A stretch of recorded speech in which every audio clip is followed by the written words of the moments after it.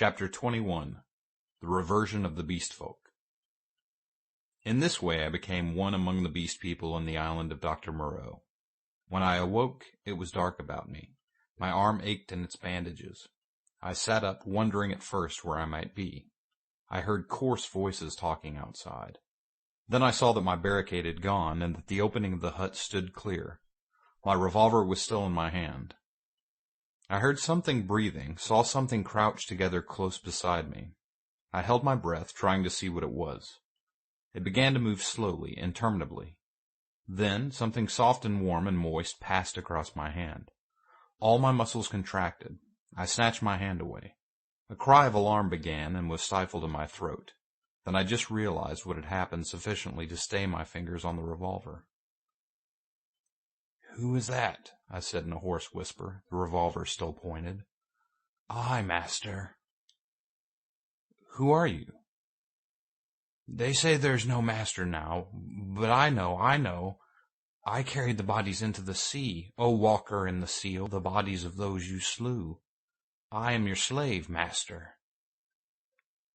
"Are you the one I met on the beach?" I asked. "The same, master." The thing was evidently faithful enough, but it might have fallen upon me as I slept. "It is well," I said, extending my hand for another licking kiss. I began to realize what its presence meant, and the tide of my courage flowed. "Where are the others?" I asked. "They are mad, they are fools," said the dog-man.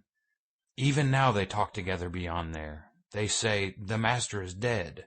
The other with the whip is dead. That other who walked on the sea is as we are. We have no master, no whips, no house of pain any more. There is an end. We love the law, and will keep it, but there is no pain, no master, no whips forever again.' So they say, but I know, master, I know." I felt in the darkness and patted the dog-man's head. "It is well," I said again. "Presently you will slay them all," said the dog-man. "Presently," I answered, "I will slay them all, after certain days and certain things have come to pass. Every one of them save those you spare, every one of them shall be slain." "What the master wishes to kill, the master kills," said the dog-man with a certain satisfaction in his voice. "And that their sins may grow," I said. "Let them live in their folly until their time is ripe. Let them not know that I am the master." "The master's will is sweet," said the dog-man, with the ready tact of his canine blood. "But one has sinned," said I. "Him I will kill, whenever I may meet him. When I say to you, 'That is he,' see that you fall upon him. And now I will go to the men and women who are assembled together." For a moment the opening of the hut was blackened by the exit of the dog-man. Then I followed and stood up, almost in the exact spot where I had been when I had heard Moreau and his stag-hound pursuing me. But now it was night, and all the miasmatic ravine about me was black, and beyond, instead of a green sunlit slope, I saw a red fire before which hunched, grotesque figures moved to and fro. Farther were the thick trees, a bank of darkness, fringed above with the black lace of the upper branches. The moon was just riding up on the edge of the ravine, and like a bar across its face drove the spire of vapor that was forever streaming from the fumaroles of the island.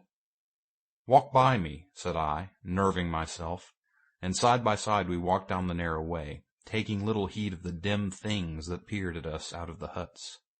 None about the fire attempted to salute me. Most of them disregarded me ostentatiously. I looked round for the hyena swine, but he was not there. Altogether perhaps 20 of the beast folk squatted, staring into the fire or talking to one another. "He is dead! He is dead! The master is dead!" said the voice of the ape-man to the right of me. "The house of pain! There is no house of pain!" "He is not dead," said I in a loud voice. "Even now he watches us." This startled them. 20 pairs of eyes regarded me. "The house of pain is gone," said I. "It will come again. The master you cannot see, yet even now he listens among you." "True, true," said the dog-man. They were staggered at my assurance. An animal may be ferocious and cunning enough, but it takes a real man to tell a lie. "The man with the bandaged arm speaks a strange thing," said one of the beast folk. "I tell you it is so," I said. The master in the house of pain will come again. Woe be to him who breaks the law. They looked curiously at one another. With an affectation of indifference, I began to chop idly at the ground in front of me with my hatchet.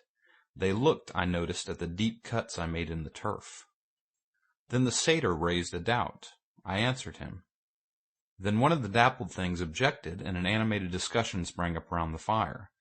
Every moment I began to feel more convinced of my present security. I talked now without the catching in my breath, due to the intensity of my excitement that had troubled me at first. In the course of about an hour I had really convinced several of the beast folk of the truth of my assertions, and talked most of the others into a dubious state. I kept a sharp eye for my enemy, the hyena swine, but he never appeared. Every now and then a suspicious movement would startle me, but my confidence grew rapidly.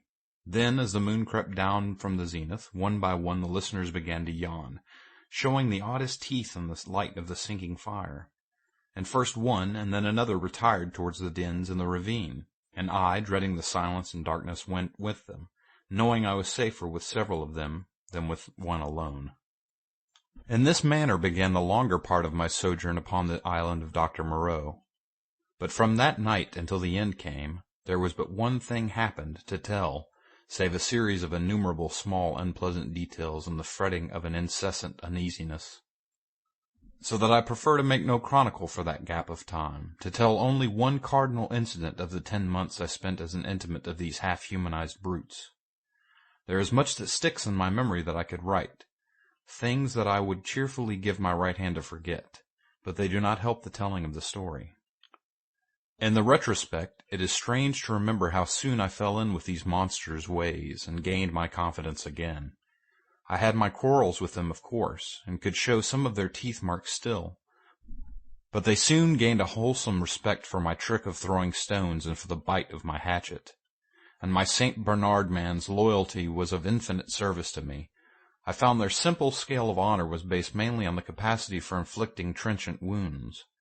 Indeed, I may say without vanity, I hope, that I held something like preeminence among them. One or two, whom in a rare access of high spirits I had scarred rather badly, bore me a grudge, but it vented itself chiefly behind my back, and at a safe distance from my missiles, in grimaces. The hyena swine avoided me, and I was always on the alert for him. My inseparable dog-man hated and dreaded him intensely. I really believe that was at the root of the brute's attachment to me. It was soon evident to me that the former monster had tasted blood and had gone the way of the leopard man. He formed a lair somewhere in the forest and became solitary. Once I tried to induce the beast folk to hunt him, but I lacked the authority to make them cooperate for one end. Again and again I tried to approach his den and come upon him unaware, but always he was too acute for me, and saw or winded me and got away. He, too, made every forest pathway dangerous to me and my ally with his lurking ambuscades. The dog-man scarcely dared to leave my side. In the first month or so the beast folk, compared with their latter condition, were human enough, and for one or two besides my canine friend I even conceived a friendly tolerance. The little pink sloth creature displayed an odd affection for me and took to following me about. The monkey-man bored me, however. He assumed, on the strength of his 5 digits, that he was my equal, and was forever jabbering at me, jabbering the most errant nonsense. One thing about him entertained me a little. He had a fantastic trick of coining new words. He had an idea, I believe, that to gabble about names that meant nothing was the proper use of speech. He called it big thinks to distinguish it from little thinks, the sane everyday interests of life. If ever I made a remark he did not understand, he would praise it very much, ask me to say it again, learn it by heart, and go off repeating it, with a word wrong here or there, to all the milder of the beast people. He thought nothing of what was plain and comprehensible. I invented some very curious big thinks for his especial use. I think now that he was the silliest creature I ever met. He had developed in the most wonderful way the distinctive silliness of man without losing one jot of the natural folly of a monkey. This, I say, was in the earlier weeks of my solitude among these brutes. During that time they respected the usage established by the law and behaved with general decorum. Once I found another rabbit torn to pieces, by the hyena swine I am assured, but that was all. It was about May when I first distinctly perceived a growing difference in their speech and carriage, a growing coarseness of articulation, a growing disinclination to talk. My monkey man's jabber multiplied in volume, but grew less and less comprehensible, more and more simian. Some of the others seemed altogether slipping their hold upon speech, though they still understood what I had said to them at that time. Can you imagine language once clear-cut and exact, softening and guttering, losing shape and import, becoming mere lumps of sound again? And they walked quite erect with an increasing difficulty. Though they evidently felt ashamed of themselves, every now and then I would come upon one or another running on toes and fingertips and quite unable to recover the vertical attitude. They held things more clumsily. Drinking by suction, feeding by gnawing, grew commoner every day. I realized more keenly than ever what Moreau had told me about the stubborn beast flesh. They were reverting, and reverting very rapidly. Some of them, the pioneers in this, I noticed with some surprise, were all females, began to disregard the injunction of decency, deliberately for the most part. Others even attempted public outrages upon the institution of monogamy. The tradition of the law was clearly losing its force. I cannot pursue this disagreeable subject. My dog-man imperceptibly slipped back to the dog again. Day by day he became dumb, quadrupedal, hairy. I scarcely noticed the transition from the companion on my right hand to the lurching dog at my side. As the carelessness and disorganization increased from day to day, the lane of dwelling places, at no time very sweet, became so loathsome that I left it, and going across the island made myself a hovel of boughs amid the black ruins of Moreau's enclosure. Some memory of pain, I found, still made that place the safest from the beast folk. It would be impossible to detail every step of the lapsing of these monsters, to tell how, day by day, the human semblance left them, how they gave up bandagings and wrappings, abandoned at last every stitch of clothing, how the hair began to spread over the exposed limbs, how their foreheads fell away and their faces projected, how the quasi-human intimacy I had permitted myself with some of them in the first month of my loneliness became a shuddering horror to recall. The change was slow and inevitable. For them and for me it came without any definite shock. I still went among them in safety, because no jolt in the downward glide had released the increasing charge of explosive animalism that ousted the human day by day. But I began to fear that soon now that shock must come. My St. Bernard brute followed me to the enclosure every night, and his vigilance enabled me to sleep at times in something like peace.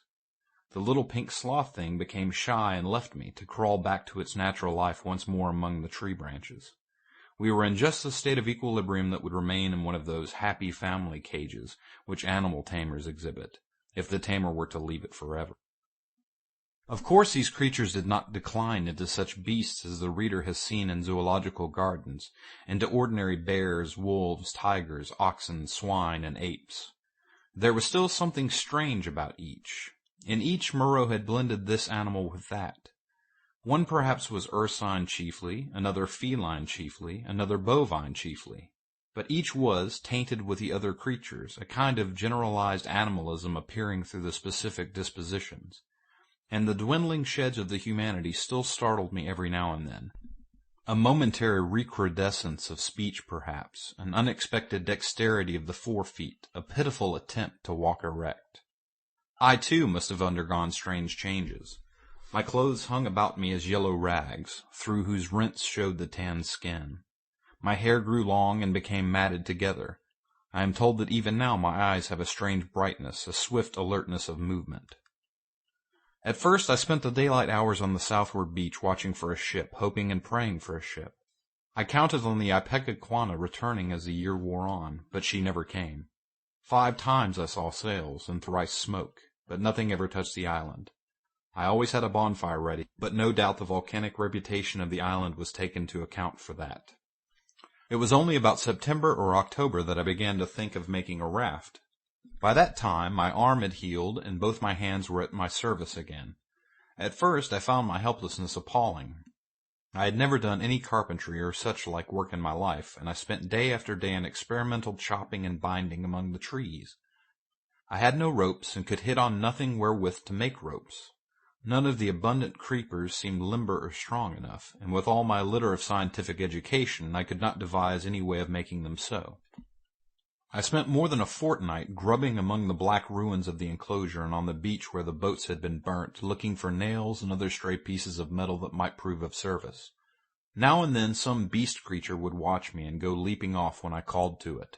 There came a season of thunderstorms and heavy rain, which greatly retarded my work, but at last the raft was completed. I was delighted with it. But with a certain lack of practical sense, which has always been my bane, I had made it a mile or more from the sea, and before I had dragged it down to the beach the thing had fallen to pieces. Perhaps it is as well that I was saved from launching it, but at the time my misery at my failure was so acute that for some days I simply moped on the beach and stared at the water and thought of death. I did not, however, mean to die, and an incident occurred that warned me unmistakably of the folly of letting the days pass so, for each fresh day was fraught with increasing danger from the beast people. I was lying in the shade of the enclosure wall, staring out to sea, when I was startled by something cold touching the skin of my heel, and starting round, found the little pink sloth creature blinking into my face. He had long since lost speech and active movement, and the lank hair of the little brute grew thicker every day, and his stumpy claws more askew. He made a moaning noise when he saw he had attracted my attention, went a little way towards the bushes, and looked back at me. At first I did not understand, but presently it occurred to me that he had wished me to follow him, and this I did at last, slowly, for the day was hot. When he reached the trees, he clambered into them, for he could travel better among their swinging creepers than on the ground. And suddenly, in a trampled space, I came upon a ghastly group. My St. Bernard creature lay on the ground, dead, and near his body crouched the hyena swine, gripping the quivering flesh with its misshapen claws, gnawing at it and snarling with delight. As I approached, the monster lifted its glaring eyes to mine.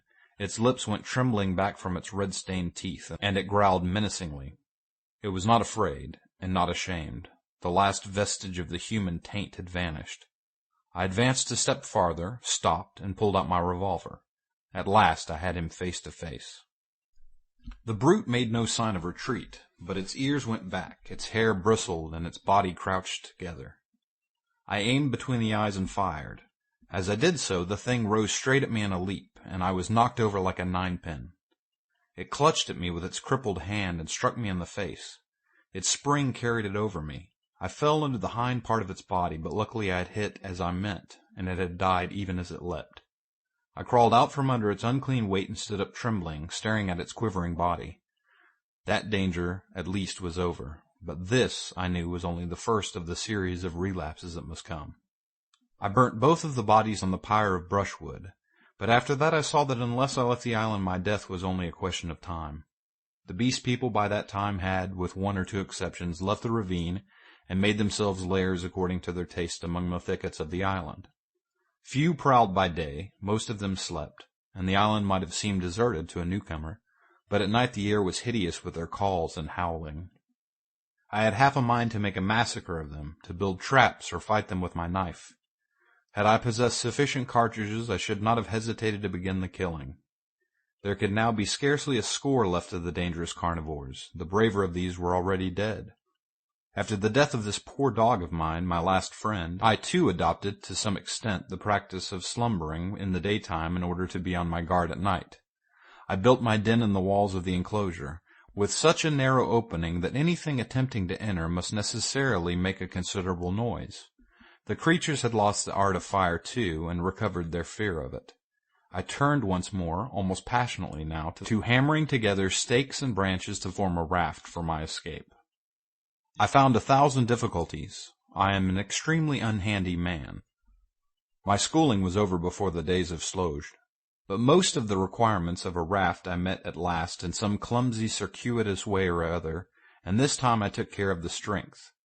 The only insurmountable obstacle was that I had no vessel to contain the water I should need if I floated forth upon these untraveled seas. I would have even tried pottery, but the island contained no clay. I used to go moping about the island trying with all my might to solve this one last difficulty. Sometimes I would give way to wild outbursts of rage and hack and splinter some unlucky tree in my intolerable vexation, but I could think of nothing. And then came a day, a wonderful day, which I spent in ecstasy. I saw a sail to the southwest, a small sail like that of a little schooner, and forthwith I lit a great pile of brushwood and stood by it at the heat of it, in the heat of the midday sun, watching.